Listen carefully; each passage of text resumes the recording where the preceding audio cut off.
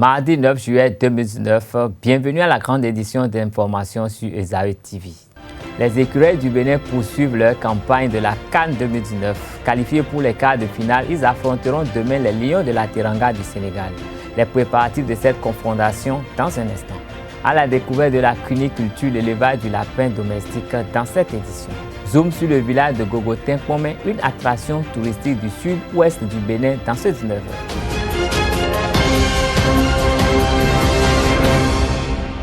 Le commerce de paille est une activité florissante sur la côte ouest africaine.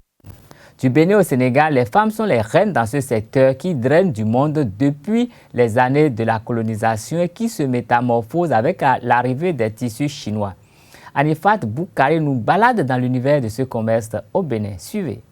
Le pagne évoque souvent l'Afrique. Vêtement traditionnel des Africains de l'Ouest, il se décline en une multitude de motifs aussi colorés que variés. Et chaque femme se l'approprie à sa manière à l'étranger ou au Bénin. Les femmes assurent principalement le commerce du pagne, ayant développé une relation d'affaires avec leurs fournisseurs. Et le prix de ces pagnes varie selon la qualité. Les Vlisco, les produits du Waden, de Vlisco.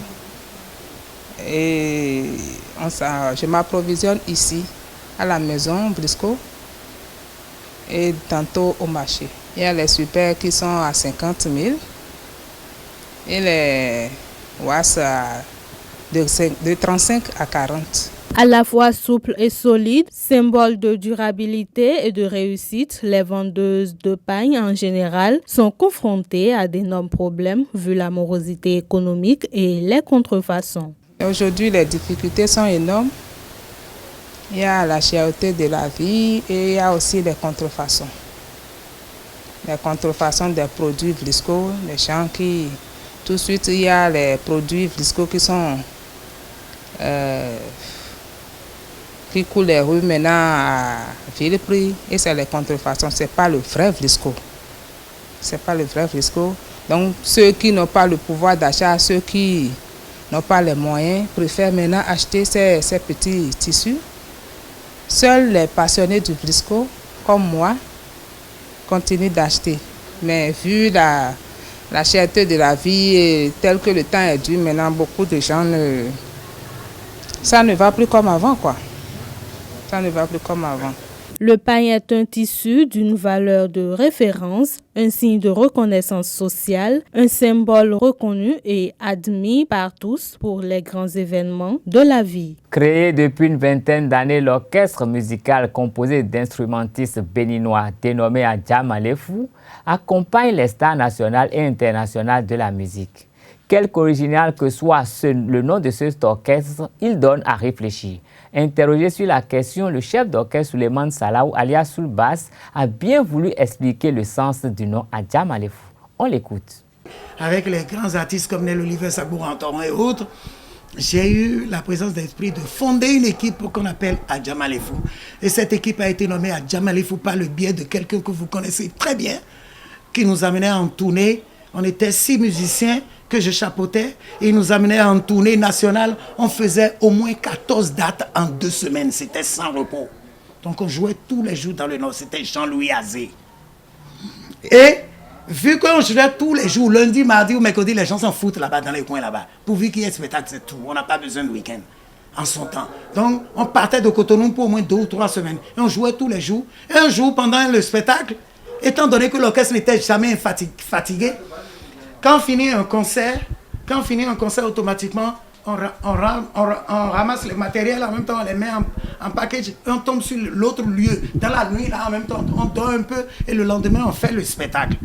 Et quand c'est comme ça, Aziz s'est dit, mais cette équipe-là que je traîne chaque année, qui fait 14 dates en 2 semaines là, c'est une équipe et personne ne tombe malade et les gens tiennent bon. Je vais surnommer cette équipe Adjam Alefou. Adjam Alefou qui veut dire... Vous savez, dans l'ancien temps, nos grands-parents d'Abomey et autres, les fonds, les familles royales, là, quand ils ont des travaux très durs à faire, excusez-moi le terme, ils ont l'habitude de recourir à nos frères d'Adja, puisque les Adja sont très forts, souvent. Ils aiment les travaux les plus durs. Quand le travail va être dur, le roi envoie chercher des manœuvres d'Adja. Or, le mot manœuvre en fond, c'est phonisé, permettez-moi le terme, pour devenir maléfou, non? On dit maléfou, non? Mais c'est manœuvre qu'on veut dire en disant maléfou. Alors il dit, cette équipe-là est trop forte. Je vais le nommer Adja Maléfou. Ça veut dire une équipe qui affronte, qui affronte tout ce qui est difficile, tout ce qui est difficile et tient bon. C'est là où est né le nom Adja Maléfou, que nous avons essayé de franciser un peu, sinon on devrait dire orchestre Adja Maléfou. Vous voyez? Donc on a dû enlever le OU pour garder le F, pour rendre ça un peu plus poli, un peu plus propre au plan international et autres. Mais le noyau même de l'équipe, je vais les citer. Il s'agit du chef d'orchestre adjoint qui est mon pianiste. Basile, c'est lui que j'appelle affectueusement Bazogo. Il y a Étienne, qui est le batteur attitré de l'équipe, qui est actuellement en Europe, en train de jouer avec une équipe en Europe. Il rentrera dans quelques semaines. Et c'est sa place qu'occuperait valablement un nouveau batteur que j'ai amené.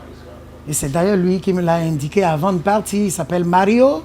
J'ai à la percussion un très bon percussionniste, il s'appelle Doné. Un très bon percussionniste qui s'appelle Doné. Et à la guitare, j'ai une virtuose de la guitare. C'est Lolo Amor. Lolo. Et au cuivre, nous avons Jacob et Pascal. Jacob au trombone et Pascal à la trompette.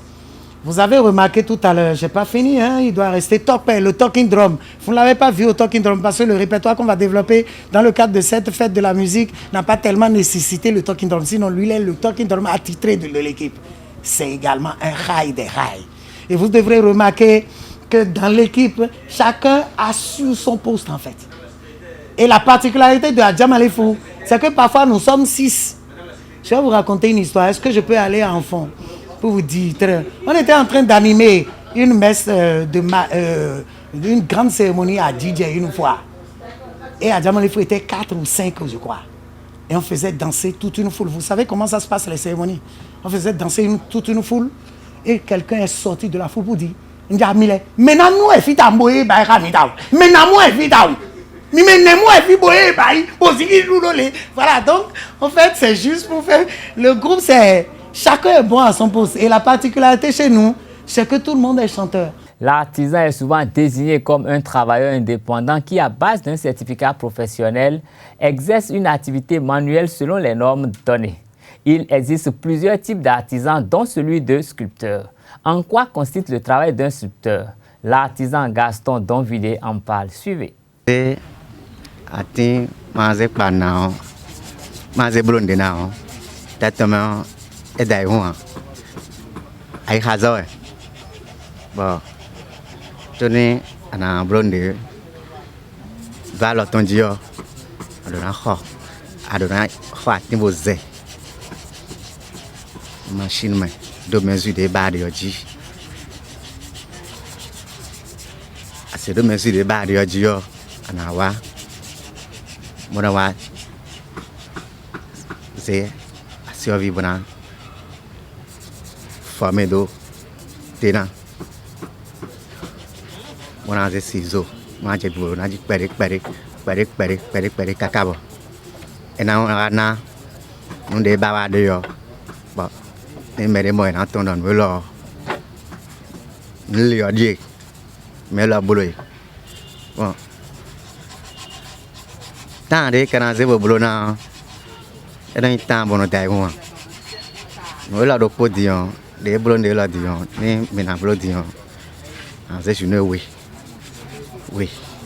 faut zebo blona a bloqué le nez ana papier a taille pour le nez c'est papier bon a son sonane sonner le pot c'est papier bon a son sonane bon a bleu finition temps tu vois na wenu baklinya na wako wona do meja ki cambia gwe do na bia saba na do kwani woni e yon ko tan bo na ho machine de gbe ba ezeya e na sunsuna ba e na yawo mais o yaton e na meso alors Donc, alors, disons, et donc, filet les bois, et donc, bon, filet machine, n'a pas bon, filet le cacao, et c'est main, puis des babons, à l'heure. Donc, alors, des babons derrière, nous, non, on se bat, nous allons, comme éternellement, les bons débouts, tant que bon débouts, nous avons comme on allons, mon blonavo, des babons dehors, et non tombe. Au client, ils ont des sous à mon temps, comme on a pris un temps de manger que ah. Mes enfants de filles, mais comme on de filles, mes enfants de oui. Bon, je vois mes alors. Alors, je ne pas, je ne pas. Et voilà, quelqu'un va y sur le dit. Ou de quoi là, du boulot, puis bloqué. Donc, et bien d'eau. Il y a un souci foyer, et bien, fidèle. Kogo-Tinkpomé est un village lagunaire situé en bordure du lac Aémé au sud-ouest du Bénin, à 60 km de Cotonou. C'est le dernier village du département de l'Atlantique aux portes du Mono. Kogo-Tinkpomé compte plus de 10 000 habitants vivant essentiellement de la pêche et de la culture. Plusieurs autres activités subsistent à côté de ces deux principales, dont le commerce qui siège au marché baptisé Mangahime. L'origine de ce nom suscite une polémique. Pour certains, le président Manga aurait joué un rôle prépondérant dans le fondement de ce village. Une version que balaie du revers de la main les sages et notables de cette localité. Pour plus d'explications, je vous invite à suivre Da-Louis Alosso Yehun, l'un des sages du village. Il est au micro de Abdelkader Achirou. Le président Manga à l'indépendance de 1960, où il était choisi pour proclamer la République du Dahomey. Bon, après sa proclamation de République, il a été élu président de République en 1960, après que le Bénin ait connu son indépendance. Bon, maintenant, installé président, et il y a eu une crue. Et suite à cette crue, il était question que ceux-là qui étaient aguisés et qui ne pouvaient plus survivre si on les laissait là, beaucoup mouraient. Alors, lui, il a demandé que les gens quittent le lac pour venir s'installer sur la terre ferme. Bon, c'est comme ça que le marché de... Là où vous avez quitté là tout à l'heure, le marché est né sous le règne de Koutoukou Maga. Et à la naissance de ce marché, on a commencé par dire Magahime. Magahime. Ou bien, et les lieux là sont déjà désormais devenus Kézekota. C'est ça, non? Quand il a créé le marché, il a créé également une école. Bon, et c'est cette école qu'on appelle Kézekota désormais. Qui c'est le mono dans l'Atlantique. C'est une du ressort de la séquence scolaire de Comé, qui est dans le mono. Mais c'est sur la terre de l'Atlantique. À cause de l'inondation, le déplacement réel. Et en vérité, ceux de Gézin sont les mêmes que nous qui sommes ici. Nous sommes les mêmes. C'est le découpage territorial politique. Sinon aujourd'hui, nous sommes rien que des frères. Hein. Bon, que nous dépendions de l'Atlantique ou du mono, on est les mêmes. Vrai ou faux? Bon, voilà ça. Le nom du président. Cette réalité de Kogo-Tinkpomé là, c'est traduite dans l'histoire du marché de Mada. Bon, ça. Une femme. Non. Ça. Dans la région. Non. Non, il n'y a pas quelqu'un de tout ce Bénin qui soit né ici ou bien qui soit ressortissant ou ami de Kogo qui accepte que Manga ait quelque complicité dans la naissance de Kogo-Tinkpomé. Il n'y en a pas. Il n'y en a pas. Ça, c'est de pure fausseté. Est-ce que c'est tout au moins avéré que le président Manga avait une compagne par ici? Bon, jusqu'à aujourd'hui, je pense que aujourd'hui, je suis en train de compter sur cette terre à ma naissance à aujourd'hui. Je suis en train de compter ma 59e année de naissance. Je n'ai pas écouté ça ni de mon père, ni des grands frères à mon papa. Personne d'autre ne peut me dire le contraire.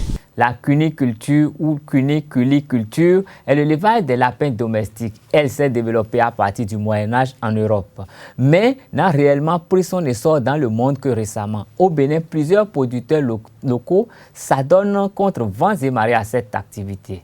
À domicile ou dans une ferme, les modes d'élevage du lapin sont variés. Les élevages familiaux traditionnels sont souvent tournés vers l'autoconsommation et ont des pratiques peu intensives. L'élevage industriel élève les lapins dans des cages au plancher grillagé, pratique la conduite en bande et l'insémination artificielle. Dans ce cas, le cycle de production est très court et permet une grande productivité. Je vous invite à suivre Clément Nyolonfou, ancien maire de la commune de Dangbo, qui élève des lapins chez lui à domicile.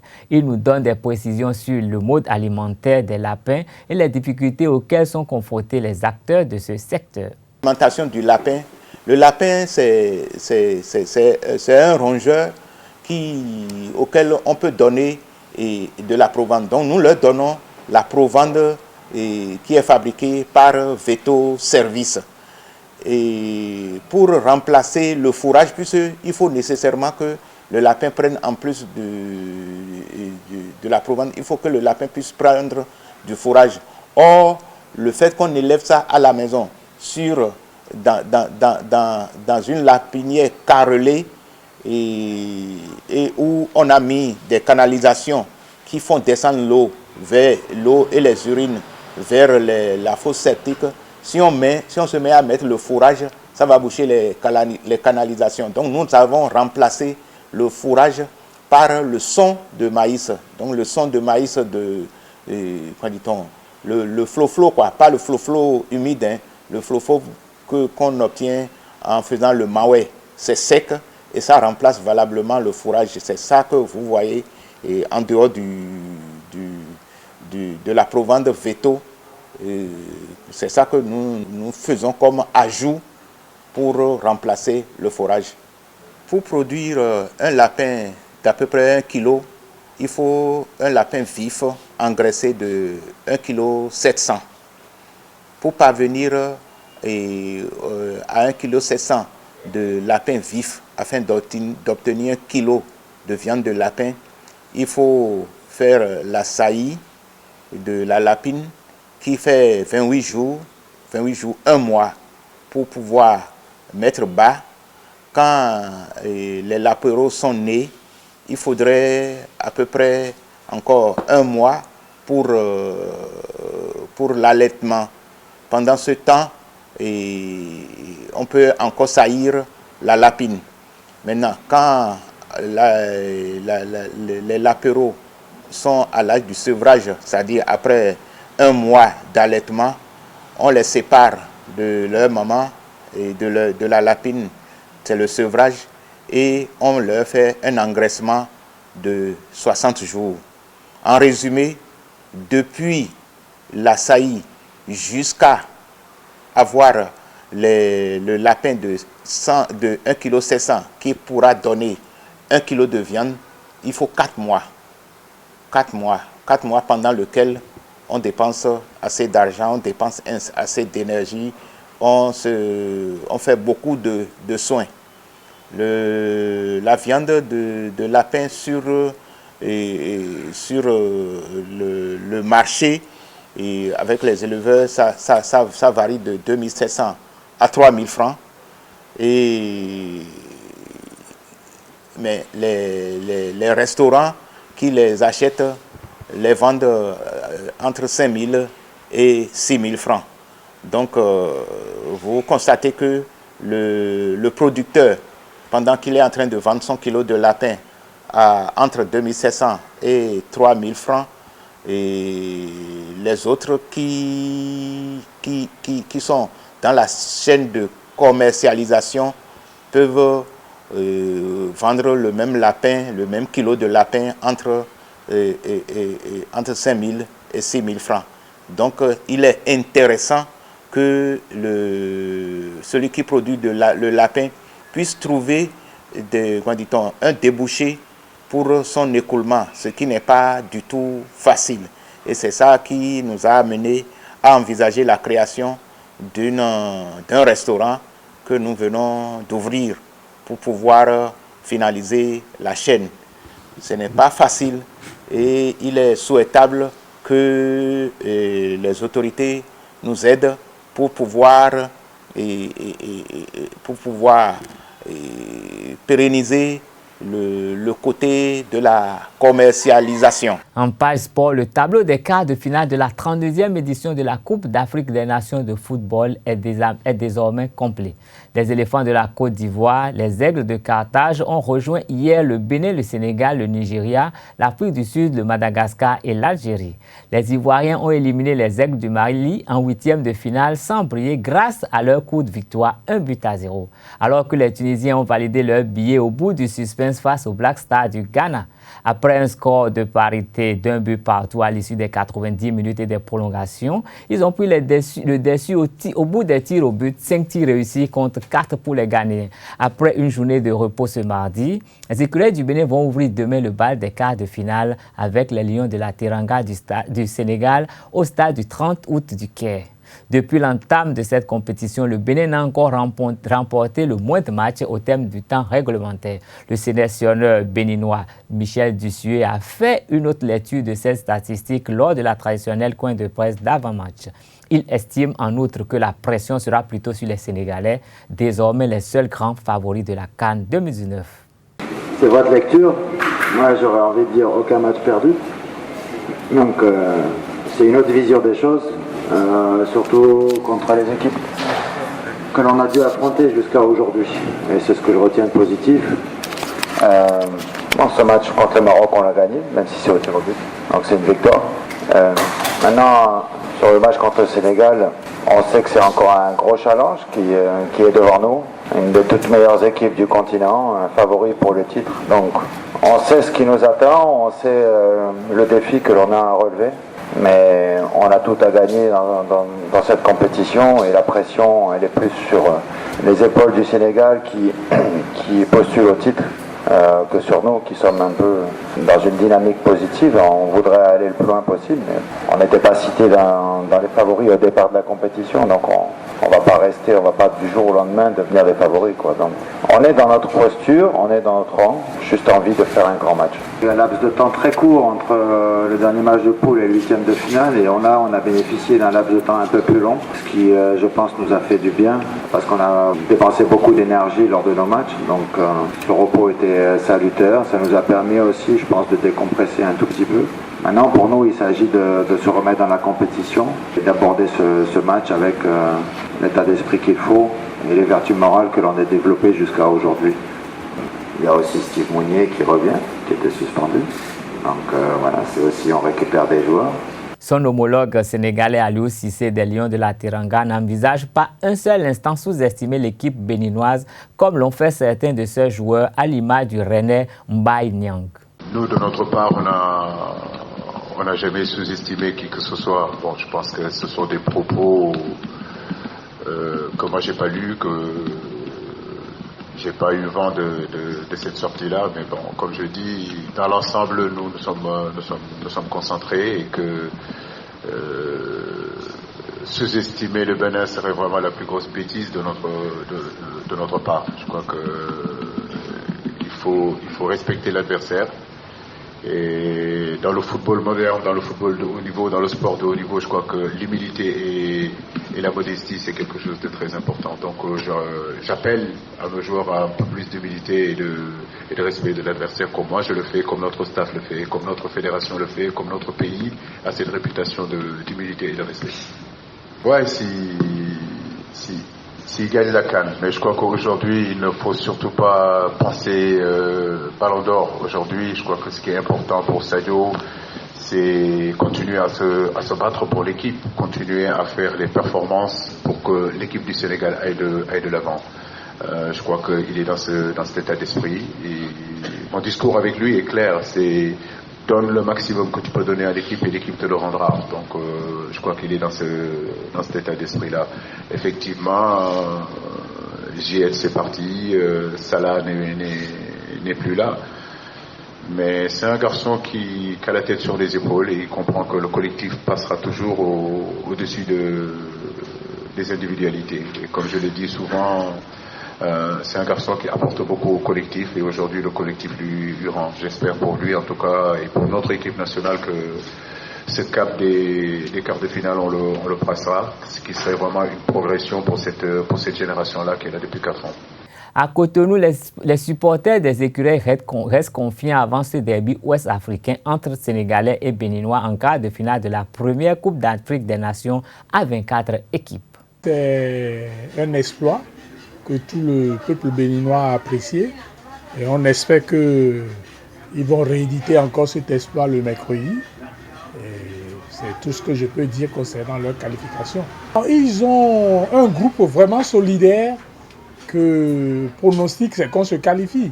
On n'a pas encore eu notre première victoire, donc tout ce que tout le monde souhaite, c'est que le Bénin puisse avoir maintenant sa première victoire.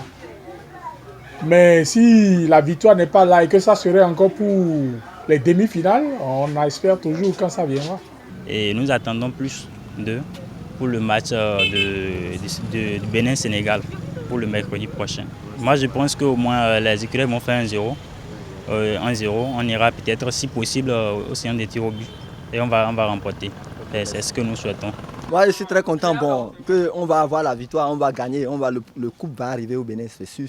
Cette année-là, coupe là, c'est pour nous. Coupe là va arriver ici au Bénin. C'est sur ces informations de la CAN Égypte Total 2019 que nous mettons un terme à cette édition. Nous vous remercions pour votre fidélité à Ezari TV. Bonsoir.